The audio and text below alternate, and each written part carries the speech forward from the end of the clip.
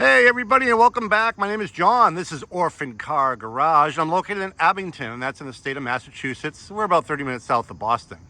This really cool retro convertible here in front of me needs little introduction. It's quite iconic.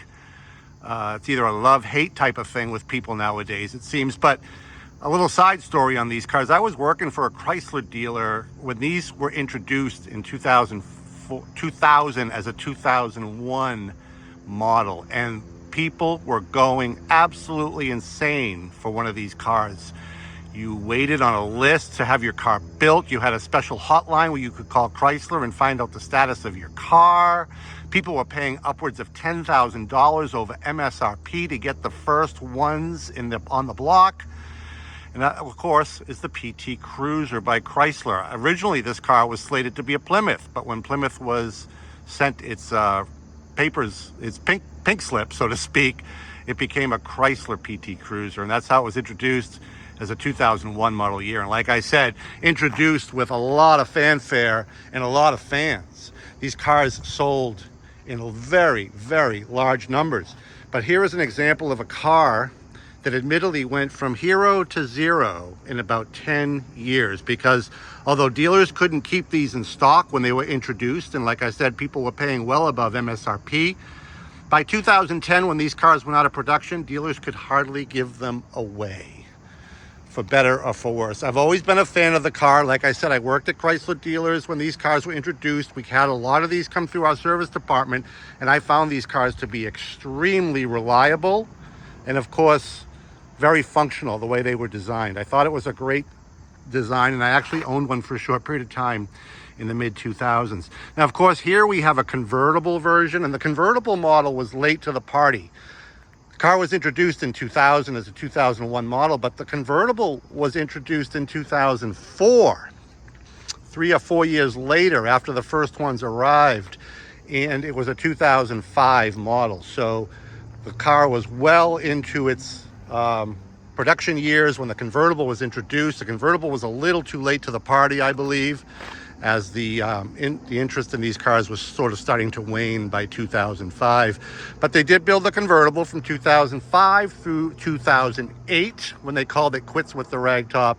And I believe Chrysler sold about 76,000 convertibles total from 2005 to 2008, which certainly isn't too shabby. Not too many of them are still around today. These became very inexpensive second, third, and fourth hand vehicles, used up and abused. And of the ones that are still around today, I doubt many of them are in the condition as this one or the model that this one is. In case you haven't figured it out yet, this car is a PT Cruiser GT, sporting the high performance 2.4, high output 2.4 liter turbo engine, which shares a lot of its components with the ever so famous Neon SRT4. The reason why I bought this car and brought this car into Orphan Car Garage is, number one, its condition. It's obviously been really well maintained, but also its color. This is called electric blue, and I think it's the best color to have on a PT Cruiser GT. You got these really cool 17-inch chrome wheels that are in really good shape. This car spent its entire life in Florida, I believe. It's where we purchased it from, Fort Myers, Florida to be exact, and definitely shows no signs of any severe weathering like we would have up here in New England. These wheels started to peel and disintegrate and badly oxidize up here because of the weather we have here in New England. But these wheels are obviously a testament to where this car has spent its life. It's presumably always been garaged as well. The GT had some really cool features like this painted front fascia. The base PT Cruisers had sort of a flat textured black fascia, both front and rear. Of course, we've got those 17-inch wheels, that color match molding at the bottom. And of course, beefed up suspension, I believe, was put in these cars, larger brakes, and of course that 2.4 high output turbo, which is certainly no slouch in this car, putting out 230 horsepower. Not bad for a little car like this. Inside, you'll see the condition continues, a beautiful leather interior, dark gray with light gray inserts, both on the door panel and on the seats, and those seats are heated in the front. Got a nice roomy back seat. I always thought these cars were appointed well, even for a convertible. They're very well thought out. You got to pass through here on both sides of the back seat into the trunk, and so you can carry larger, longer items back there. This is a GT, and it wasn't too uncommon to find a GT fully loaded, and this car is fully loaded. We've got a auto stick automatic transmission, so that auto stick could be used both in manual mode and automatic mode. Again, I mentioned the heated seats. We have an AM FM stereo with a 6-disc in-dash changer. We have air conditioning, cruise control, power windows, power locks, and I believe we've got, make a liar out of me here, we've got a power adjustment on the seat as far as height goes, and it does work. Power mirrors as well. This car is fully equipped, as a lot of the GTs were. And it all works, by the way. As you go around the car, there's very little to point out. Some minor scratches here on the rear bumper, which is pretty typical of a car of this age, any car. Certainly presentable enough, but I wanted to point those out to you right there. As far as the sheet metal goes, it doesn't appear that anything's ever been painted on this car. I seem to recall the Carfax we have is a completely clean, accident-free Carfax report. I'd be happy to send that along to anybody. No dings or dents, a little bit of discoloration here on these belt moldings under the windows, on the both doors, not so on the quarter panel, but on the doors. Probably, presumably due to the heat, maybe in Florida. Mirrors are in great shape. All the original glass is in good condition. Yeah, still has the Chrysler Safeguard windshield, so even that windshield is original. Nice clear headlights, something you don't see very often on a PT Cruiser. Really very little to complain about on this car. It's sharp, and this time of day with the sun just starting to set behind the trees was a perfect time for me to film this car. It's so cool, it's so retro. And again, it's a love it or hate it type of thing. I understand that. But for me, I like weird stuff anyway. I like kind of nerdy cars at times. This is a little nerdy, but in a good way. And I'm a big fan of it. I like it. I might even take it home this weekend. Power window controls are here on the dashboard. Got an original owner's manual packet there in the glove box. And for 68,614 miles, which is very respectable for a 2006 vehicle. 2005. In 2006, Chrysler did a minor facelift on the PT Cruiser. So the 2006 through 2008 PT Cruisers have a different dash, and I'm not a big fan of it. It's very angular, it's very boxy. I'm not a big fan of the later design PT Cruisers. It's minor, but it's noticeable enough. This is the first year for the convertible, and the only year the convertible had the original dash and console configuration, which I'm pretty happy about. Got a leather steering wheel here, some perforated leather for a sport feel. We've got no crazy lights that stay on at all. Everything goes out the way it should. We had the car completely safety checked and serviced. Spent some money on it here at Orford Car Garage. I'll show you the engine. We did spend some money on this car.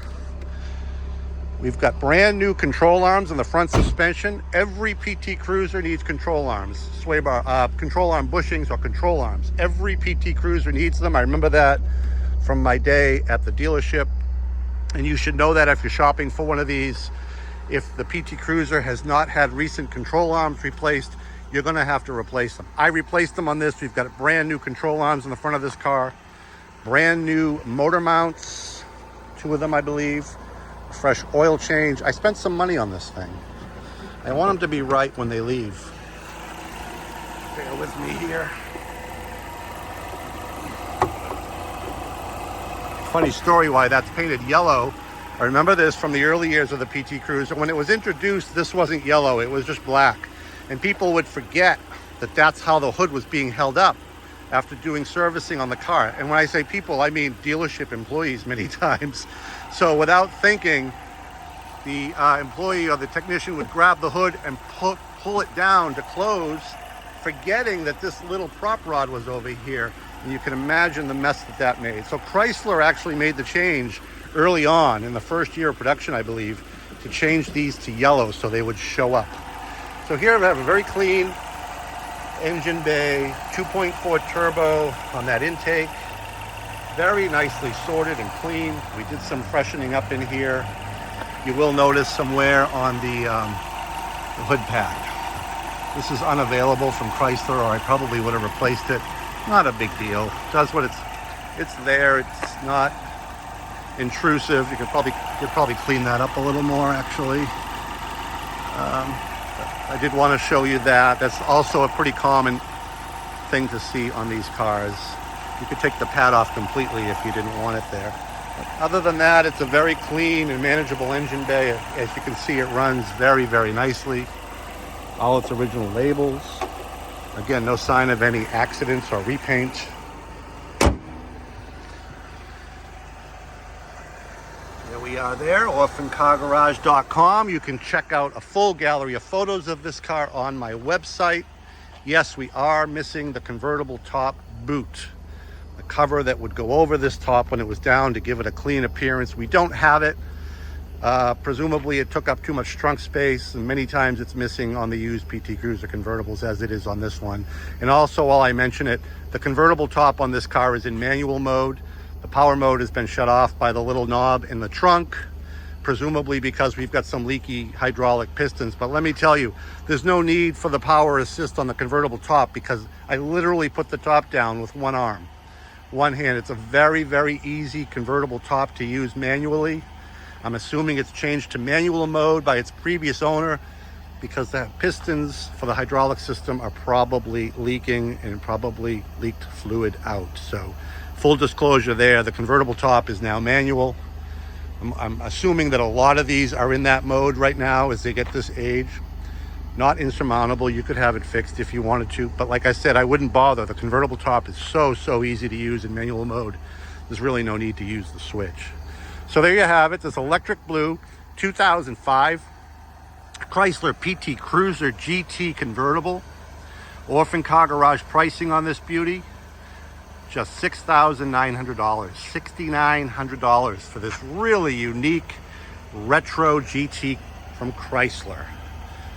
Will Chrysler be an orphan brand? There's been a lot of talk about that.